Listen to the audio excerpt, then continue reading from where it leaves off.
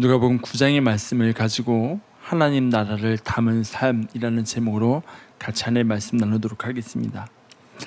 오늘 우리가 함께 읽은 말씀의 본문을 보면 예수님께서 제자들을 보내시는 말씀으로 시작되는 것을 볼 수 있습니다.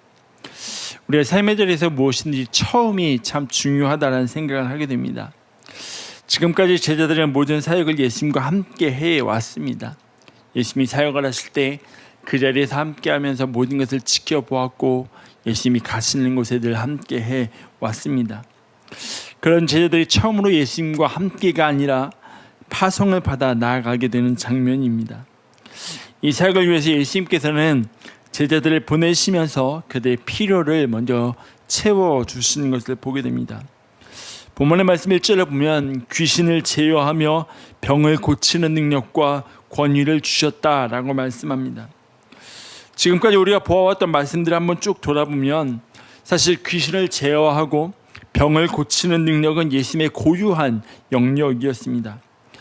그것을 통해서 예수님께서 하나님의 아들 되심을 드러내셨고 그것을 드러내 보이시는 통로가 되었고 세상을 다스리시는 것을 증명해 보심이 그것을 통해 나타났던 거죠. 그런데 이제 그 권능을 제자들에게 주셨다라고 말씀합니다. 그리고 2절의 말씀 보면 이렇게 말씀하셔요. 2절 말씀 한번 같이 보겠습니다. 하나님의 나라를 전파하며 앓는 자를 고치게 하려고 내보내시며 라고 말씀합니다. 예수님께서 제자들에게 주신 능력과 그 권위의 궁극적 결과가 보내심으로 나타난다는 거죠. 그런데 보내심에 대해서 우리가 명확하게 알아야 할 것이 있다는 것입니다. 우리가 읽은 성경에서는 보내셨다라고 말하고 영어 성경을 봐도 He sent, 그분이 보내셨다라고 이야기를 합니다. 그런데 예수님께서 보내셨다라는 이 말을 유진 피터슨의 메시지 성경에서는 이렇게 표현을 하는 것을 볼 수 있습니다. 우리 이전의 말씀을 메시지 성경으로 한번 같이 읽어볼까요? 같이 읽겠습니다. 시작. 예수께서 하나님의 나라의 소식을 전하고 병든들을 고치는 일을 제자들에게 맡기셨다라고 이야기해요. 그냥 보내신 게 아니라 예수님이 하신 일을 그들에게 맡기셨다라는 거죠. 그래서 영어 성경을 봐도 He commissioned them to 라고 되어 있거든요. 이들을 단순히 한번 가봐 라고 보내신 게 아니라 그들에게 예수님이 하신 모든 권한을 맡기시고 예수님의 사역을 그들로 하여금 대신해서 이루어 가도록 하셨다는 거죠. 이 말은 무엇이냐면 제자들의 사역을 통해서 그들의 삶의 걸음을 통해서 그리스도가 드러나야 한다는 말입니다. 예수님이 주신 권세와 그 권위와 능력을 통해서 제자들 나름대로 하고 싶은 것, 그들이 꿈꿔왔던 것, 그들이 원하는 사역을 해나가는 것이 아니라 예수님께서 이 땅에서 하셨던 사역, 지금까지 그려오셨던 선포하셨던 하나님의 나라가 그들의 사역을 통해서 그들에게 분명히 드러나야 함을 말씀합니다. 그게 커미션이라는 거죠. 여러분, 샌드라는 단어는 정보를 전달하는 의미가 강하게 포함되어 있습니다. 언어적으로 이루어진 겁니다. 그런데 커미션은 사전적인 의미 안에서 특정 서비스나 판매 대가로 받는 수수료의 의미가 그 커미션이라는 단어입니다. 예수님께서 저들에게 위임하셨습니다. 사역을 그들에게 맡기셨어요. 그리고 그들에게 권위와 능력을 부어주셨을 때는 그들의 삶을 통해서 그 권위와 능력이 나타나야 한다는 거죠. 그것의 본문에서는 하나님의 나라를 선포하는 것이라고 이야기를 합니다. 병자를 고치는 사역이라고 말합니다. 제자들이 가야 할 방향성이 명확하게 정해져 있었던 겁니다. 귀신 들린 자를 향해서 가고 그리고 앓는 사람들을 향해서 가야 하는 것이었죠. 그 권세를 가지고 내가 이 힘을 가지고 나에게 힘이 될 만한 사람을 찾아가는 것이 아니라 나아가야 할 방향성과 목적지가 분명하게 정해져 있었다는 것입니다. 내가 가고 싶은 곳이 아니라 목적과 보내심의 방향. 그리고 그것을 그렇게 이야기해요. 하나님의 나라의 소식을 전하고 병자를 고치게 하시려고. 병자를 고치게 하시려고. 무엇을 하려고 라는 말을 통해서 그 보내심의 목적을 확실하게 한다는 거죠. 그런데 본문의 말씀 보면 예수님께서 하셨던 그 사역을 그대로 이어받아 나가면서 그 사역만 이어가는 것이 아니라 그 삶의 방식까지도 그대로 이어가라고 말씀하고 있다는 거죠. 본문의 말씀 3절과 4절 한번 볼까요? 이렇게 말씀합니다. 이르시되 여행을 위하여 아무것도 가지지 말라. 지팡이나 배낭이나 양식이나 돈이나 두벌옷을 가지지 말며 어느 곳에 들어가든지 거기서 머물다가 거기서 떠나라고 말씀합니다. 여러분, 우리 여행을 하면 가장 먼저 하는 일이 뭐냐면 캐리어를 갖다 놓고 그 안에 짐을 싸기 시작합니다. 정해진 캐리어의 공간 안에 어떻게 하면 더 알차게 많은 물건을 효율적으로 가져갈 수 있을까를 고민하면서 우리의 여행은 시작이 됩니다. 비행기를 타기 전에는 가방의 무게까지 한번 재가면서 이게 23kg가 넘나 안 넘나 그것까지 재가면서 가장 효율적으로 우리는 짐을 쌉니다. 그런데 지금 제자들이 그렇게 말씀하셔요. 아무것도 가지지 말라고. 아무것도 가지지 말라고. 굳이 그렇게까지 하셔야 하는가라는 생각이 들 수도 있습니다. 이 당시에 지팡이를 가지고 가는 것은 그냥 내가 땅의 앞을 짚기 위한 것이 아니라 어떠한 위험이 있을지 모르는 곳에서 자신을 지키기 위한 필수 도구였습니다. 저희 목요 예배 오는 지체 중에 경찰에 있는 인호 형들 있잖아요. 심지어 경찰임에도 불구하고 항상 주머니에 페퍼 스프레이를 가지고 다니더라고요. 호신용으로. 저 그거 보고 굉장히 놀랐거든요. 근데 저희 첫째 아이도 지난해 친구로부터 페퍼 스프레이를 하나 선물 받고 그를 늘 지니고 다니는 거예요. 근데 올해 플로리다로 미션 트립을 가면서 아무 생각 없이 그 페퍼 스프레이를 가지고 TX를 지나가다가 딱 걸려서 뺏겼거든요. 너무 억울해하더라고요. 이게 왜 안 되는 거냐고 자기 몰랐다고. 그리고 돌아와서는 바로 하나 사서 자기가 계속해서 들고 다니더라고요. 자기를 지키기 위해서. 근데 이 당시에 지팡이라는 것은 나를 지키기 위한 최소한의 장비였거든요. 근데 예수님 그것까지도 가지고 가지 말라고 말씀하신다는 거죠. 여러분, 우리가 시대를 살아가면서 최소한으로 우리가 보장되어야 한다고 생각하는 것들이 분명히 있습니다. 그런데 한번 돌아볼 것은 우리가 생각하는 최소한이라고 생각하는 것, 그것이 정말 최소한으로 우리에게 필요한 것일까라는 생각을 해보게 된다는 것입니다. 그리고 그 기준은 무엇일까라는 거죠. 예수님 시대에 복음이 필요한 사람들의 삶의 대부분은 예수님이 말씀하셨던 최소한의 것도 없이 살아가던 사람들이 많았습니다. 우리가 지난주에 말씀에서도 나누었지만 12해를 12년 동안을 혈루증으로 앓던 이 여인은 자신의 병을 고치기 위해서 그 시간 동안 가지고 있던 모든 재산을 다 쏟아부었다라고 이야기합니다. 의사를 찾아가서 자신의 병을 고치기 위해서 자신이 쏟아부을 수 있는 모든 재산을 다 탕진했지만 12년이 지나서 그녀에게 여전히 남아있던 것은 아무것도 나아지지 않은 혈루증이었다는 거죠. 이것이 대표적이지만 당시 그 시대를 살아가던 삶의 자리 모습 그대로였습니다. 그 어느 누구 하나 치열하게 살아가지 않는 사람이 없었다는 거죠. 억울한 일을 당하면 억울한 대로 살아가야 했고, 가난하면 가난함 그대로 살아가야 했습니다. 귀신에 들리면 귀신에 들린 그대로 살아가야 했습니다. 그것이 그 시대의 사람들의 삶의 모습이었다는 거죠. 이렇게 살아가는 사람들을 향해 적어도 그들에게 민폐님의 나라를 들고 간다면, 복음을 들고 간다면 적어도 그들에게 민폐는 되지 않아야 하지 않나라는 생각을 해보게 됩니다. 오히려 그들에게 무언가 먹을 것을 좀 나눠줄 것을 가지고 가야 하는 것 아닌가라는 생각을 해보게 됩니다. 그것이 아니라면 본인이 먹을 것 정도, 본인이 입을 것 정도는 챙겨가지고 다녀야 그래야 괜찮은 거 아닌가라는 생각을 해보게 된다는 거죠. 그런데 예수님은 그것을 금지하십니다. 왜일까? 왜일까라는 생각을 해보게 된다는 거죠. 그것은 바로 가난한 자들을 향하는 그 복음은 예수님이 선포하셨던 그 하나님의 나라는 그것을 선포하시는 그 방식 자체에서도 동일하게 드러나야 한다는 거죠. 여러분, 오늘 우리는 예수님이 선포하신 하나님의 나라를 잘 포장해서 전달하려 할 때가 참 많은 것 같습니다.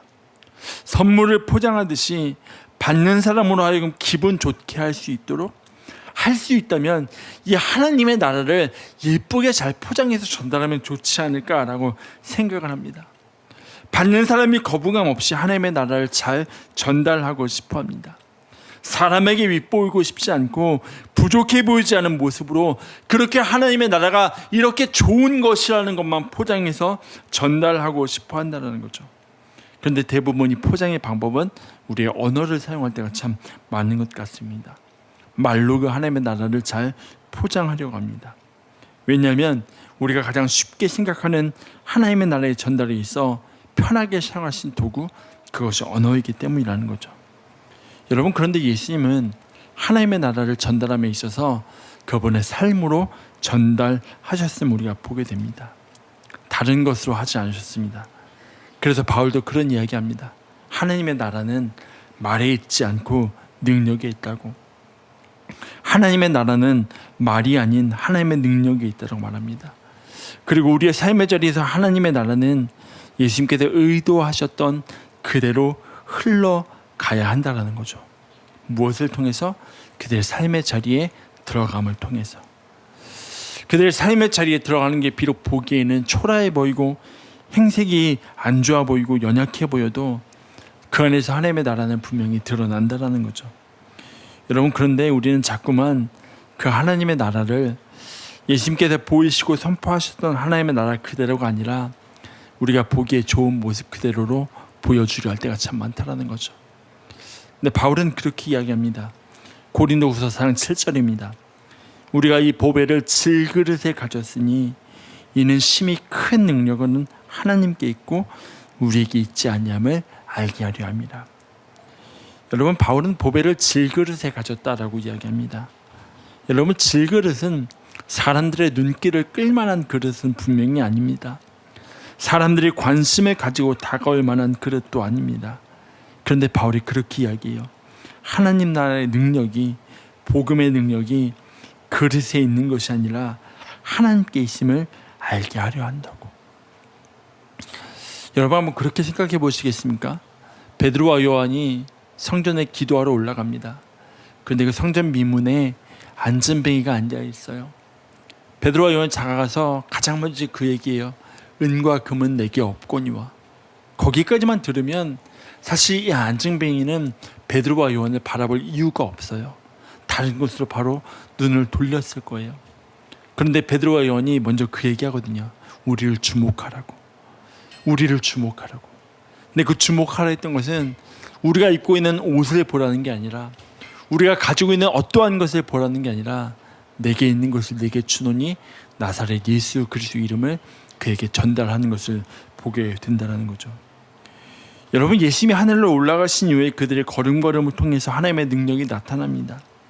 이것이 가능했던 이유는 한 가지입니다.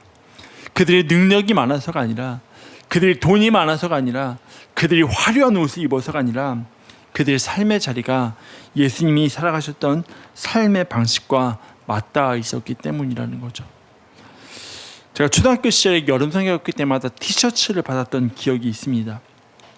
그때는 지금처럼 디자인이 이쁜 것도 아니고 단순하게 그지 없었습니다. 벌써 30년도 더 된 시간이 지나오면서 제가 그때 받았던 티셔츠 중에 아직도 머릿속에 생생하게 기억하고 있는 딱 하나의 티셔츠의 디자인이 있거든요. 되게 심플했어요. 그냥 하얀색이에요. 그리고 옆에는 그릇이 하나 그려져 있어요. 그리고 딱 한마디의 문구가 쓰여 있었어요. 그가 쓰시기에 편한 그릇. 그가 쓰시기에 편한 그릇. 부담스러운 그릇이 아니라, 그가 쓰시기에 힘든 그릇이 아니라 그냥 그가 쓰시기에 편한 그릇. 근데 오늘 말씀을 준비하면서 계속 그렇게 떠오르더라고요. 하나님, 우리 안에 하나님의 마음을, 하나님의 나라를 담는 그릇이 되었으면 좋겠습니다. 하나님, 우리 교회가, 하나님, 우리 공동체가, 우리의 삶이 하나님의 마음을 온전히 담을 수 있는, 그렇게 하나님이 편하게 우리 가운데 하나님의 나라를 담으실 수 있는 그러한 공동체가 되었습니다라는 그러한 기도가 계속 되더라고요. 바라기는 우리가 하루하루 살아가고 한 주 한 주 살아가면서 저와 여러분의 삶의 자리가, 우리가 가려가는 걸음걸음이 하나님 쓰시기 편한 그릇이 되어서 온전히 하나님의 나라를 담아낼 수 있는 귀한 삶의 여정 되시길 주의 이름으로 축원합니다. 여러분, 하나님이 쓰시기에 편한 그릇이 되기 위한 여정에 요구되는 것이 한 가지 있습니다. 그것은 갖추려 하기보다는 비우는 겁니다. 가볍게 하는 겁니다. 언제든지 부르심을 따라 나아갈 수 있도록 준비하는 것입니다. 예수님께서 이 땅에서 누릴 수 있는 것, 갖출 수 있는 것들이 충분히 많으셨던 분입니다. 그럼에도 불구하고 그렇게 하지 않으신 이유는 한 가지입니다. 하나님의 나라가 필요한 이들의 삶의 자리와 떨어진 곳이 참 많이 든다는 거죠. 우리로 들어가시기 위해서. 근데 요즘 그런 생각이 참 많이 든다는 거죠. 어느 순간에 교회가 사람들이 찾아오기를 기다리는 곳이 되었다는 거.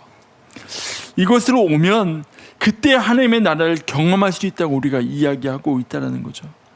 근데 예수님은 여기로 와, 나 있는 데로 와, 그러면 하나님의 나라를 경험하게 해줄게 라고 말씀하시는 게 아니라 병든 자의 자리로, 귀신 들린 자의 삶의 자리로 찾아가신다는 거죠. 그 안에 하나님의 나라를 담고 그 자리로 가신다는 거죠. 그들과 같은 모습을 하고서 찾아가십니다. 그리고 그들로 하여금 하나님의 나라를 경험하게 하신다는 거죠. 그 삶의 자리에 하나님의 나라를 전달하시는 겁니다. 여러분, 저는 자꾸만 제 안에서 교회를 세워가고 하나님 앞에서 교회를 섬기는 과정 가운데 자꾸만 하나님 앞에 하나님 우리가 뭘 갖춰야 하지 않을까요? 하나님 우리가 뭐가 있어야 되지 않을까요? 라는 고민을 참 많이 하게 되는데, 진짜 하나님이 공동체 안에 하나님의 나라가, 하나님의 마음이 담기길 원합니다라는 기도가 이번 주에 계속해서 되더라고요. 그러면서 하나님 예수님께서 제자들에게 그렇게 말씀하셔요. 4절의 말씀입니다. 어느 곳에 들어가든지 거기서 머물다가 거기서 떠나라고 말씀합니다. 거기서 머물다가 거기서 떠나라. 여러분, 제자들의 삶이 그들의 사역이 단순히 보냄만 받은 것이라면 얼마든지 선택적일 수 있습니다. 내가 이 자리에 있고 싶은데, 내가 이 자리에 언제든지 떠날 수 있지 않나라는 생각이 듭니다. 그런데 그들이 보냄을 받은 자리는 그저 스쳐 지나가는 자리가 아니라 위임받고 사명이 있는 자리였습니다. 그리스도를 드러내야 하는 자리였습니다. 그래서 예수님께서 말씀하십니다. 어느 곳에 들어가든지 그곳에서 머물다가 그곳에서 떠나라고. 떠날 수가 없어서가 아니라 하나님 나라를 위해서 할 수 있는 것을 포기하는 겁니다. 빈손으로 여행을 하는 경우에는 길거리에서 만나는 사람들이 대접을 해주는 것, 그것에 전적으로 의존할 수밖에 없습니다. 그런데 대접이 아무리 초라하더라도, 나를 향한 그 접대가 아무리 부족하더라도 더 좋은 것을 따라가지 말라고 말씀하고 있다는 거죠. 여러분, 그런데 그것은 우리 관계 안에서도 마찬가지입니다. 우리는 관계가 어려울 때마다 그 자리를 피하고 싶어 합니다.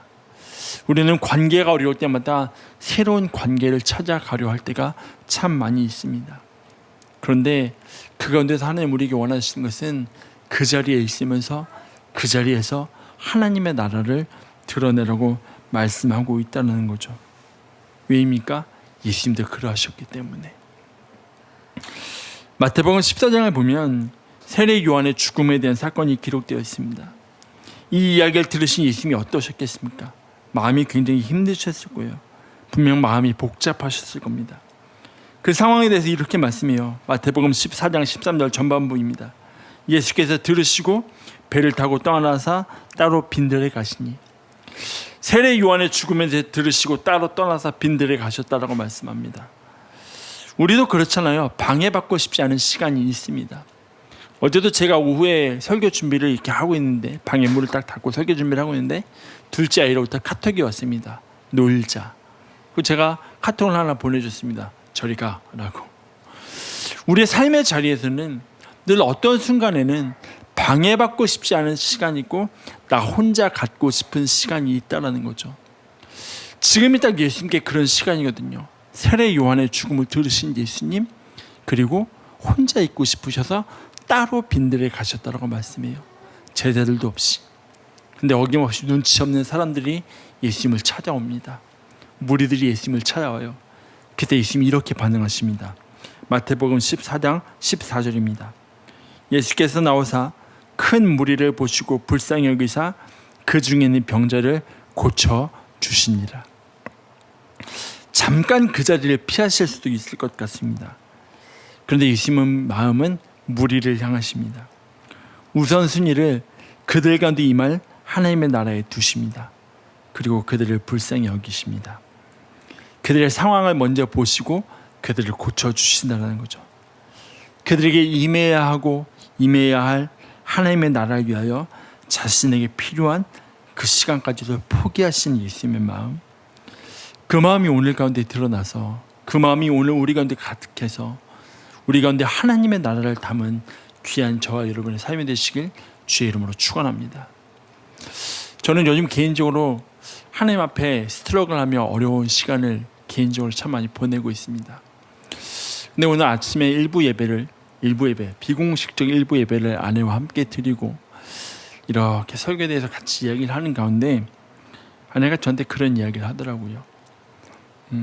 여보, 당신 설교에 당신이 갈아 들어가 있는 것 같아. 설교자가 설교를 한 번 준비할 때 자신을 다 갈아 넣어서 준비하잖아요.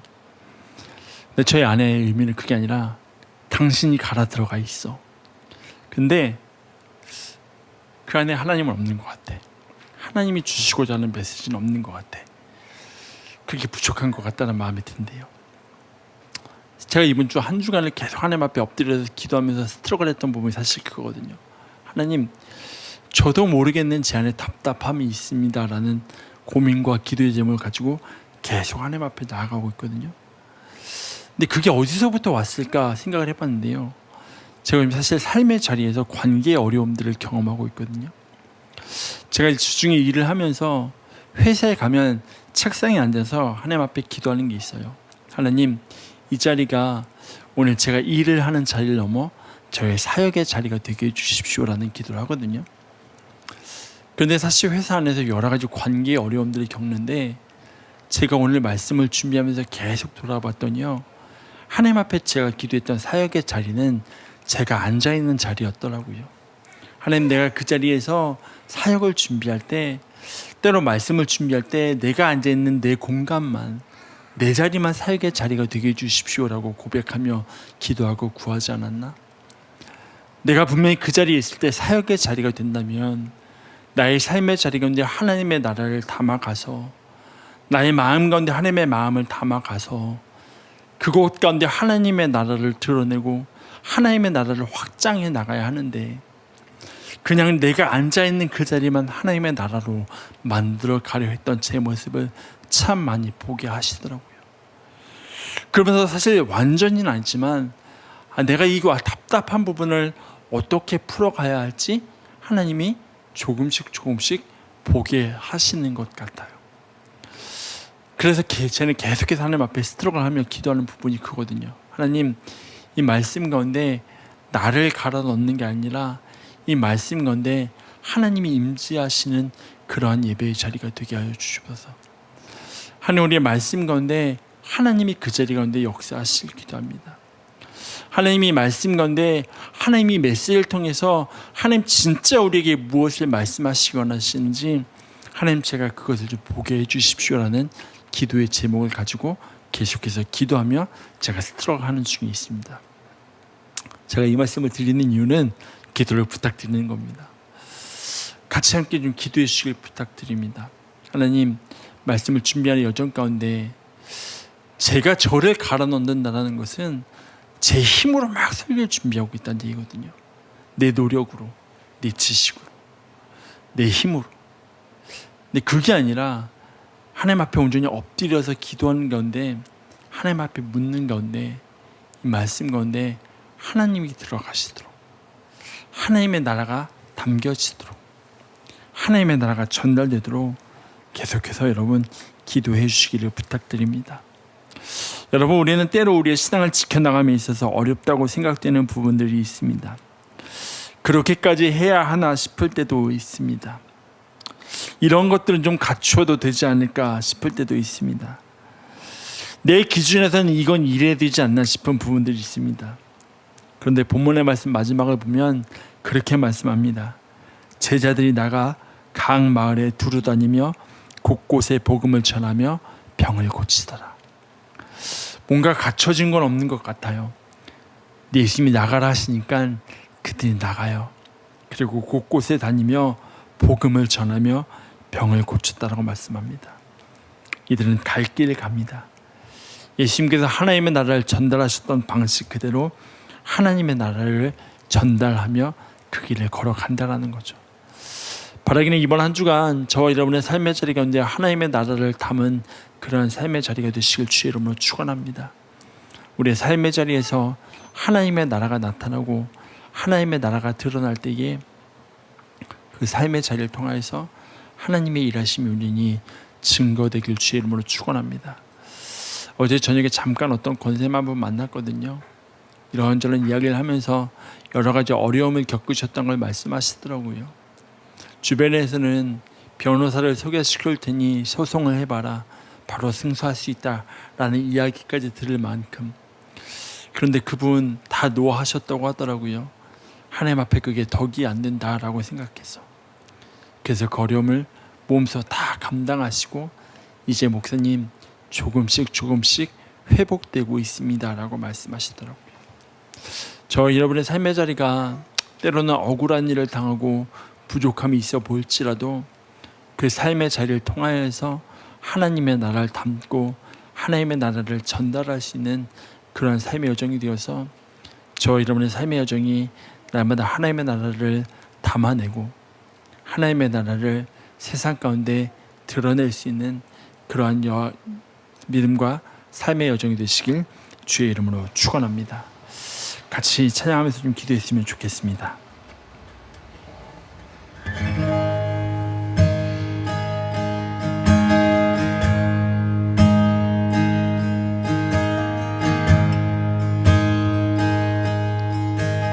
찬양합시다. 주의 나라가 임할 때, 주의 나라가 임할 때 하나님 임재하실 때 예배가 회복되며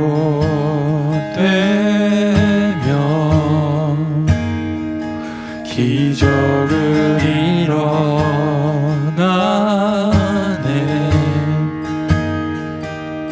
전능하신 주 영원하신 능력의 통치자 자유가 선포되어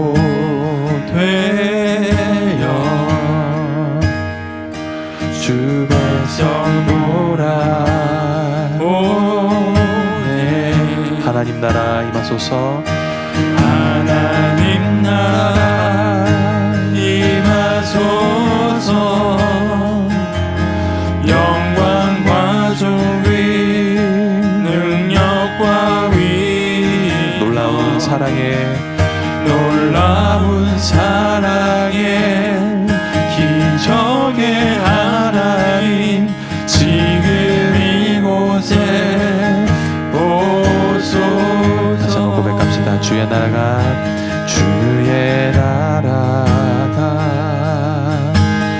임할 때 하나님 임재하실 때 예배가 회복되며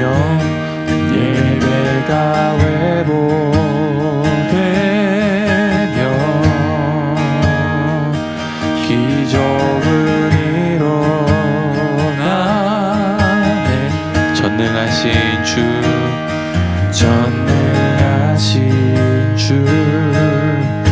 영원하신 능력의 통치자 자유가 선포되어 주 백성 돌아오네. 주 백성 돌아오네.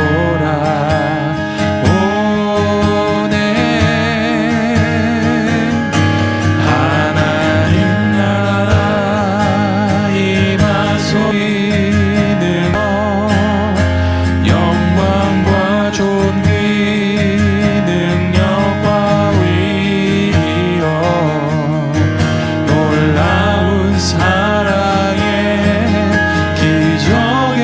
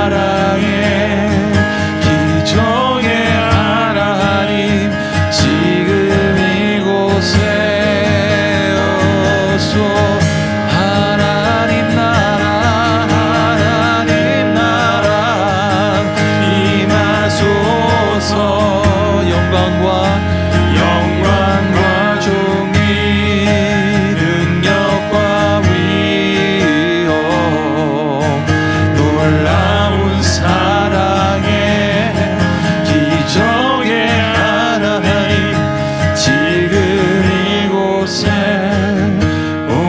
오소서. 우리 한번 같이 그렇게 기도했으면 좋겠습니다. 여러분, 제 삶이 막히니까요, 하나님과의 관계가 막히더라고요. 여러분, 우리가 하나님의 나라를 담는다는 것은 하나님의 나라를 담기 위하여 내가 죽겠다라는 의미입니다.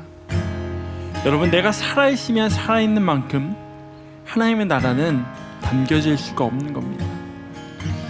반대로 내가 죽으면 죽는 만큼 그만큼 하나님의 나라는 우리의 삶에 담겨지기 마련입니다.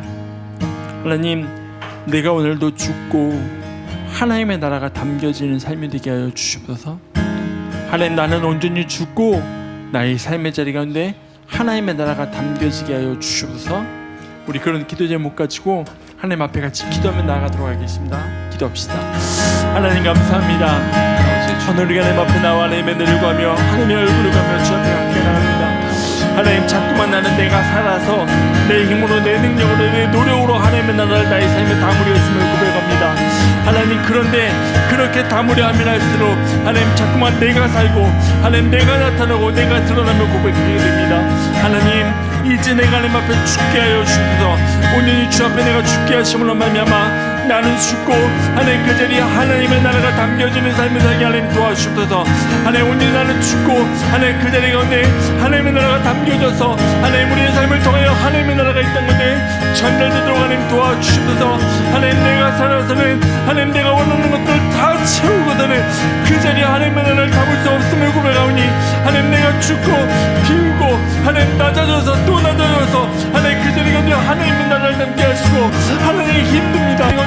하나님의 나라의 전달자로서의 삶을 살아도록 주님 도와주셔서 하나님 힘듭니다.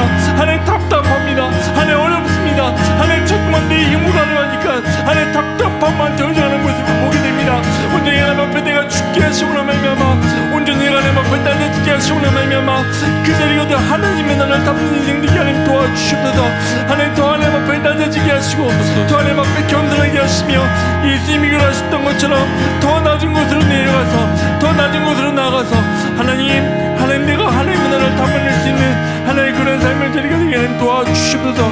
하나님 그렇게 도와주시옵소서. 하나님 그렇게 하나님의 은혜를 구합니다. 하나님의 도우심을 구합니다. 하나님, 내가 죽고 그 자리에 하나님의 나라를 담아내는 삶이 되게 하나님 도와주시옵소서. 하나님 그렇게 우리 삶의 자리가 일하시기를 합니다. 거룩하신 하나님 고맙고 감사드립니다. 하나님, 오늘도 주 앞에 나와 우리가 하나님 앞에 예배하며 하나님의 은혜를 구하며 하나님의 말씀을 삼하며 주께 가까이 나가게 하시니 하나님 감사드립니다.